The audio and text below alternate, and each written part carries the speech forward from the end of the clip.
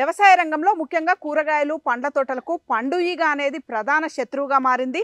ప్రతి రైతు కూడా పండుఈగ సమస్యని ఎదుర్కోలేక చాలా ఇబ్బందులు పడుతున్నారు.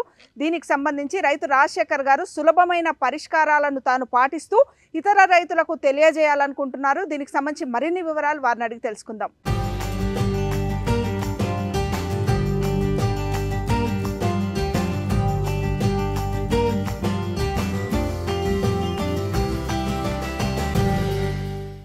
నమస్కారం సార్. పండుఈగ అనే సమస్య చెప్పనలవిగా సార్. ఈ పంట ఆ పంట అని తేడా లేకుండా ఏ పంట చూసినా రైతులు అనే వాళ్ళు పండుఈగతో చాలా ఇబ్బందులు ఎదుర్కొంటున్నారు.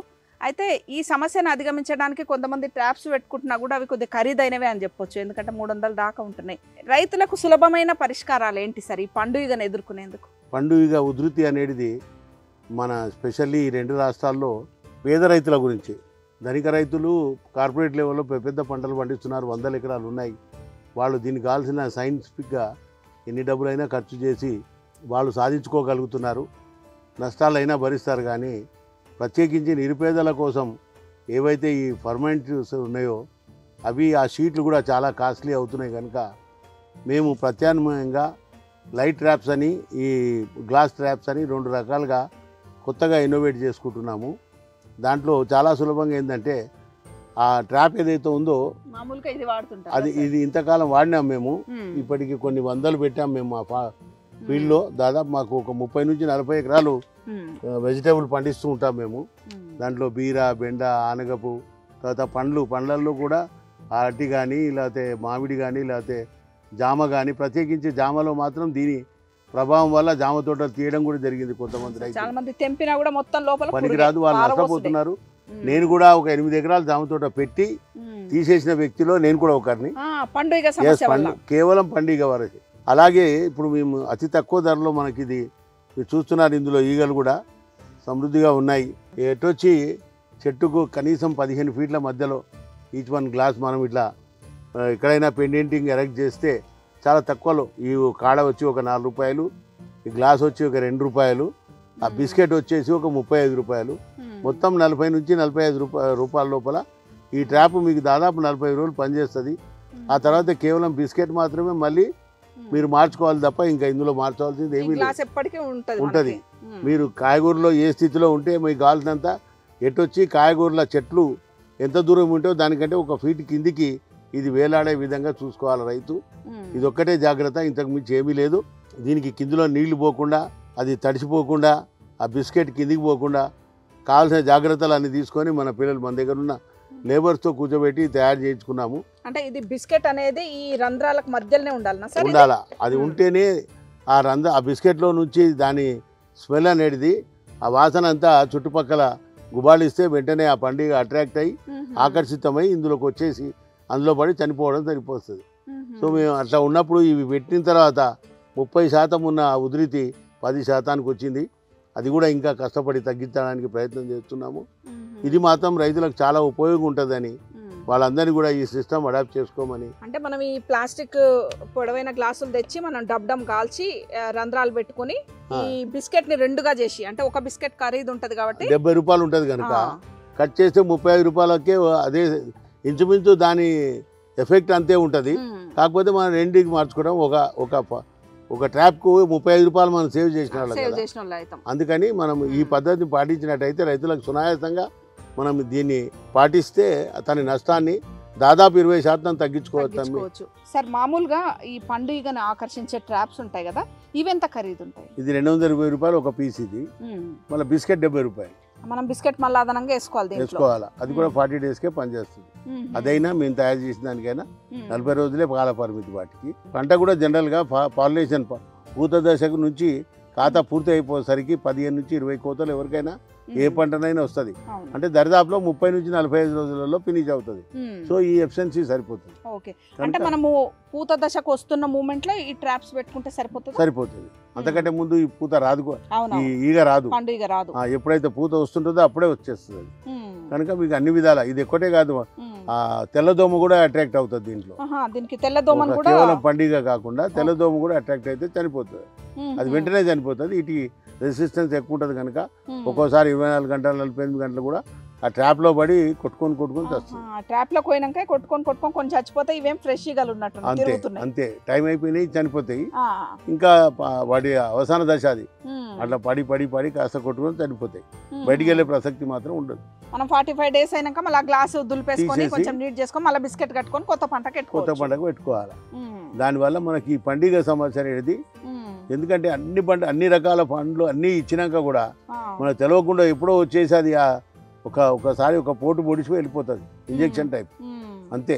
చేసినప్పుడు ఏమి అర్థం కాదు మనకు. అది పాడైపోయినాక దాంట్లో సొన వస్తుంది బయటికి.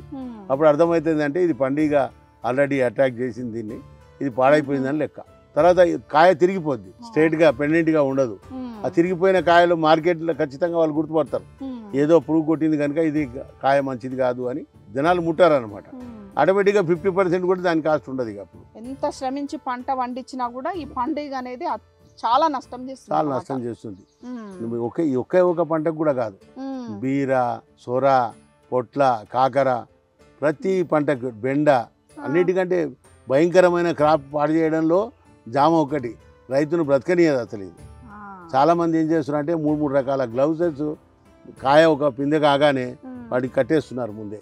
మరి గాలి ఆడదు కదా సార్ అట్లా పెట్టడం? అది పర్వాలేదు దానికి, ఎందుకంటే చెట్టు నుంచి కొమ్మ నుంచి దానికి పూడింగ్ అందుతుంది కనుక సరిపెట్టుకుంటున్నాం. తైవాన్లో దాదాపు 98% ఇదే సిస్టమ్ చేస్తున్నారు, ఆ గ్లౌజింగ్ సిస్టమ్. పండుగను ఎదుర్కోవడం అది కూడా ఖరీదైన ప్రాసెసే కదా. 100% దాదాపు 8 నుంచి 10 రూపాయలు పడుతుంది. అది తైవాన్ రకం, చాలా కాపు మంచి ఇల్లు వస్తుంది కనుక ఆ ఖర్చును భరిస్తారు వాళ్ళు. కానీ సాధారణ రైతు భరించలేడు. ముఖ్యంగా 2 ఎకరాలు 3 ఎకరాలు ఉండి కూరగాయలు పెట్టుకుంటే వాళ్ళకైతే ఇది చాలా ఉపయోగపడుతుందని చెప్పొచ్చు. తప్పకుండా. ముఖ్యంగా నూజివీడు ప్రాంతంలో అయితే తోటలే కొట్టేస్తున్నారు సార్ ఈ పండుగ ప్రభావం. వాళ్ళు ఈ పని చేసుకోవడం వల్ల చాలా చాలా ఈజీగా మనకి ఇది. ఇప్పుడు నాకు వేరే కొంతమంది నాకు వీడియోస్ కూడా చేసి పెట్టిండ్రు. 45 నుంచి 65 నుంచి 75 రూపాయల దాకా కూడా కొంతమంది ట్రాప్స్ చేసి పెట్టిండ్రు. నేను వీడియోస్లో చూశాను. వాటికంటే చాలా తక్కువ ఇది. వాటిలో ఆఫ్ రేట్ ఇది. గ్లాస్ ఒక 2 రూపాయలు 3 రూపాయలు పడుతుంది. 2 రూపీస్ ఎనఫ్ విత్ కవర్. పై కవర్ కూడా 2 రూపీస్తోనే, మూతతో కలిసి 2 రూపాయలు. దారం అయితే కౌంట్లెస్. బిస్కెట్ ఒకటి 35 రూపాయలు. ఒకటి మనం పెద్దది 2 చేసినాం కాబట్టి 35 పడుతుంది. అంతే. 35 ప్లస్ 2 రూపాయలు 5 పెట్టుకోండి మొత్తం దారం కానీ లేబర్ ఖర్చు కానీ 5 అయితే 40 రూపాయల మీకు ట్రాప్ తయారవుతుంది. Same condition, same capacity, same efficiency. ఇది ఎట్లా పనిచేస్తుందో అవి కూడా అట్లే పనిచేస్తుంది. అంటే సార్ ఇవన్నీ పెట్టుకుంటే బాగుంటుంది ఒక ఎకరం పొలంలో మంచిగా పని చేయాలంటే సమర్థవంతంగా? 100 అయితే ఖచ్చితంగా పెట్టాలి. అప్పుడే దానికి 4 మూలల్లో విస్తరించి ఉంటాయి. ఎక్కడ కూడా దానికి ఊపిరి ఆడకుండా ఎక్కడ పోయినా సరే అట్రాక్ట్ చేస్తుంది కనుక వాటి పాపులేషన్ తగ్గడానికి ఫస్ట్. నెక్స్ట్ ఒక వారం 10 రోజులల్లో పాపులేషన్ పోగానే వాటి ఉధృతి తగ్గుతుంది.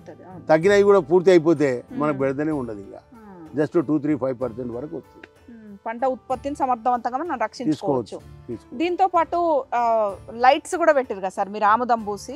అవును, అవి ఎట్లా చేయాలి? అది ఇంతకంటే ఇంకా చీప్. అది ఒక లైట్ ఎల్ఈడి 0 వాల్ట్ ఒక హోల్డర్ కు తగిలించి ఆ 0 వాల్ట్ బల్బును ఇటువంటి గ్లాసులో, ఈ 2 రూపాయల గ్లాసులో పెట్టేసి షాక్ ప్రూఫ్ కోసం లైటింగ్ స్ప్రెడ్ యథావిధిగా అవుతుంది. దాంట్లో కింద ఒక 1 లీటర్ కెపాసిటీ వాటర్ ఉన్న ఒక ప్లాస్టిక్ కవర్ తీసుకొని వాటిలో వాటర్ పోసేస్తే అది గ్లోబ్ టైపు ఒక సంచిగా మారుతుంది రౌండ్ షేప్లో. దాంట్లో మధ్యలో ఈ గ్లాసును వేలాడదీసి మూతి గట్టిగా పెట్టేసి ఆ మూతిని కూడా మళ్ళీ మలిపేసి వర్షం పడితే కూడా అలా పడవద్దు. ఎందుకంటే హోల్డర్ మీద నీళ్లు పడితే షార్ట్ వచ్చే ప్రమాదం ఉంటుంది. ఆ నీళ్లు పడకుండా మడిచేసి ట్విస్ట్ చేస్తాం మనం, టేప్ కానీ పేపర్తో కానీ. బయట ఉన్న గ్లోబ్కు ఆమ్లం రుద్దేస్తాం మనం బ్రష్ తీసుకొని. సాయంకాలం 6 నుంచి రాత్రి 10 గంటల దాకా లైటింగ్ వెలుగుతుంది. సాయంకాలం సరిగ్గా అదే టైంలో ఈ ఫ్లైస్ బయటకు వస్తాయి, గడిలో పండుకుంటాయి. సైడ్లలో ఎక్కడ వాళ్తుంటే వాటి ఆవాస స్థలాలలో జాగ్రత్తగా పండుకుంటాయి. సాయంకాలం లేచి వాటి పని అవి చేస్తాయి. ఆ టైంలో అట్రాక్ట్ కాగానే ఈ స్మెల్కు అట్రాక్ట్ అయ్యి ఆ ట్రాప్లోకి వచ్చేసి ఎక్కడ ఫ్లై అవుతున్నా కానీ దాకంగానే అది పట్టుకుంటుంది. ఇంకొన్ని దాని కింద లైటింగ్లో రిఫ్లెక్ట్ వస్తుంటుంది. బకెట్లో 10 లీటర్ నీళ్లు పోసేసి అందులో కూడా ఆయిల్ పోస్తాం. ఆ తిరుగాడుతున్నప్పుడు ఎన్ని పడ్డా 10, 20, 30, 50 అది యూజ్ చేస్తూ వాటరే కదా మనకి, ఖర్చు ఏమి లేదు. సేమ్ ఈ బల్బ్ కింద పెడతాం ఆ బకెట్. ఆ నీటి లైట్ అనేది దీనిలో కూడా పడుతుంది. ఈ లైటింగ్ దూరం నుంచి అట్రాక్ట్ చేస్తాయి. సో ఆ నీళ్ళలో కూడా వచ్చి తాకుతాయి. దాన్ని తాకినప్పుడే పట్టుకుంటుంది. అది ఎలక్ట్రికల్ ట్రాప్స్ అనమాట. అది ఇంకా సులభం. ఇంకా ఖర్చే లేదు. ఎప్పుడు కావాల్సింటే అప్పుడు ఆ హోల్డర్ మార్చుకోవచ్చు, ఎప్పుడు కావాల్సింటే అప్పుడు ఆ బకెట్ మార్చుకోవచ్చు. ఏ నష్టము లేదు. 0 వోల్ట్ కనుక పవర్ కూడా ఖర్చు కాదు మీకు. 0 బల్బులు కాబట్టి అందుబాటులో ఉన్నట్టు ఇదైనా వాడుకోవచ్చు. ఏం అవసరం లేదు అనుకున్నా. ఎక్కడైతే పందిరి వేస్తాం ఆ పందిరికి పెయింటింగ్ చేస్తాం. ఇది కూడా అట్లే చేస్తాం. కానీ పందిరి లేని దగ్గర ఈ ట్రాప్ హౌస్ పనికి వస్తుంది. అవునవును. కరెంటుతో కూడా ఉదాహరణకి మీ బీర అయితేనేమో తీగ పందిరి అవసరం, పొట్లకాయ కాకరకాయ అంటే బీరకు అది అవసరం. మరి భూమి మీదే ఉండే పంటలకు ఆలు కానీ జామ కానీ ఇటువంటి వాటికి పందిర్లు లేవు. వాళ్ళు అలాంటప్పుడు ఈ కర్రబద్దలు అమాంతం పాతేస్తే కరెక్ట్ క్రాప్ ఎక్కడ ఉంటుందో అక్కడ పడి ఉంటాయి. అంటే అవి తిరిగాడే ప్రదేశంలో ఇవి ఉంటాయి, ఇమీడియట్ అట్రాక్ట్ అవుతాయి. ఆ ఉద్దేశం. ఇవైతే ఎక్కడంటే అక్కడ పెట్టుకోవచ్చు. పని అయిపోతే పంట అయిపోతే ఆ మాత్రం తీసుకుపోయి మరో చోట పెట్టుకోండి, ఇంతే పని. సరే, ఈ పండుగనేమో మనం ట్రాప్ తోని కంట్రోల్ చేయొచ్చు. దీంతో పాటు దోమ కూడా నష్టం చేస్తుంది రైతుల్ని. ఆ దోమను ఎట్లా ఎదుర్కోవాలి? 2 రకాలు. నేను ఇందాక చెప్పినట్టు కుమరం దగ్గర పాత కుండ లేదా కొన్ని క్రాక్స్ వచ్చినవి ఉంటాయి, కొన్ని పనికిరాని మూతులు పోయినవి ఉంటాయి. డబ్బులే ఉండవు. వాడికి ₹100 ఇస్తే మీకు 100 కాల్చుట్టి ఇస్తాడు 100 పనికిరాని కుండలని. అవి తెచ్చుకొని రాళ్ళు 4-5 ఇటుక పిల్లలైనా చేర్చుకొని ప్రతి చెట్ల కింద శుభ్రంగా అవి పెట్టేసి సాయంకాలం పూట ఆయిల్ పోసింది ఇక్కడ పెట్టి పైన ఒక 0 వోల్ట్ బల్బు ఆ నీళ్లకు ఒక 6 ఇంచుల పైన అంటే పెండెంట్ చేసి వదిలిపెట్టాలి. సాయంకాలం 6 గంటలకు స్టార్ట్ చేయండి. తెల్లారిపోయి సూరికి మొత్తం నిండిపోయి ఉంటాయి, పురుగులు ఉంటాయి. శుభ్రంగా దోమలు పోతాయి, పండుగలు పోతాయి. రెండుకి డబుల్ మల్టీపర్పస్. అది ఆ పద్ధతి. తాంబాళాలు చెప్పారు వెనకటికి. కానీ ఇవాళ రేపు తాంబాళాలు పెడితే ఉంచేటోళ్ళు ఎవరు లేడు. రాత్రికి తాంబాలం పోతే 500-600 పోయినట్టు. కనుక ఇది ఎవడు ఎత్తుకపోడు, ఎవడికి పనికిరాదు. అది రైతు సోదరులు డబ్బులు లేకపోతే అటువంటి పద్ధతి పాటిస్తే కూడా చాలా వరకు మన ఉధృతిని తగ్గించుకోవచ్చు. ఈ షీట్లు సార్ ఇట్లాంటివి మనం చేసుకోవచ్చు. రఫ్ మన కార్డ్బోర్డ్ సిస్టమ్ ఆఫ్ పేపర్ ఉంటుంది కదా, 1 ఫీట్ బై 1 ఫీట్ 10 by 12 ఆ సైజులో కట్ చేసి ఓ దారంతో పెండెంట్ చేసి మన చెట్లు ఎక్కడెక్కడైతే ఉధృతంగా తిరుగుతుంటాయో, డార్క్నెస్ ఉంటుందో, పొదల్లాగుంటాయో అక్కడక్కడ వీటిని వేలాడదీయాలా. వాటి శుభ్రంగా గోందు రాయాలి. శుభ్రంగా రాసేయండి. ఖచ్చితంగా దానికి పట్టుకొని కదలవు ఇంకా మళ్ళా. అది కూడా ఈజియెస్ట్ మెథడ్, డబ్బులు ఖర్చు లేనిది. ఎందుకంటే ప్రతిదీ ఖర్చు అవుతుంది రైతుకి. పెట్టుబడి మామూలు ఖర్చు కాదు మేడం. ఈ ట్రాప్స్ తెప్పించినప్పుడు కొన్ని వేలు ఖర్చు అయినాయి నాకు. నేను 200 తెప్పించిన, మీ నమ్మంది 5000 చిల్లర పైసలకి వచ్చింది. ₹70 బిస్కెట్ 200 అంటే 714. ఇట్లా చూస్తే అరే ట్రాప్ కోసం ఎన్ని పైసలు ఖర్చు పెట్టాలా నేను? వాడంటే ఏం సార్, ఒకసారి మందు కొడితే 3-4 వేలు అవుతున్నాయి, ఓ ట్రాప్ తీసుకుపోయి 4 వేలు ఖర్చు పెడితే ఏమవుతుంది? దుకాణం అర్థదారు అంటుండు. కానీ రైతుకు నష్టమయ్యేది ఏందో నాకు అర్థమవుతుంది. కనుక బీద రైతు, సామాన్య రైతుడు ఎవరైనా సరే ఇటువంటి పద్ధతులు పాటించి వాళ్ళు వేరే వాళ్ళకి ఆదర్శంగా కావాలి, తనను తాను రక్షింపబడాలి, ఈ ఉధృతి నుంచి బయటపడాలి. థ్యాంక్ యూ సార్, మంచి సమాచారం ఇచ్చారు.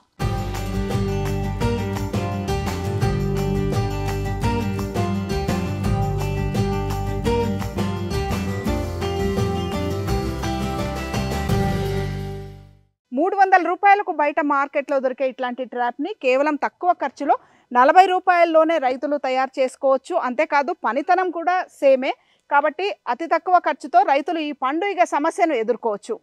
మరో అంశంతో మళ్ళీ కలుద్దాం. అంతవరకు సెలవు. నమస్కారం.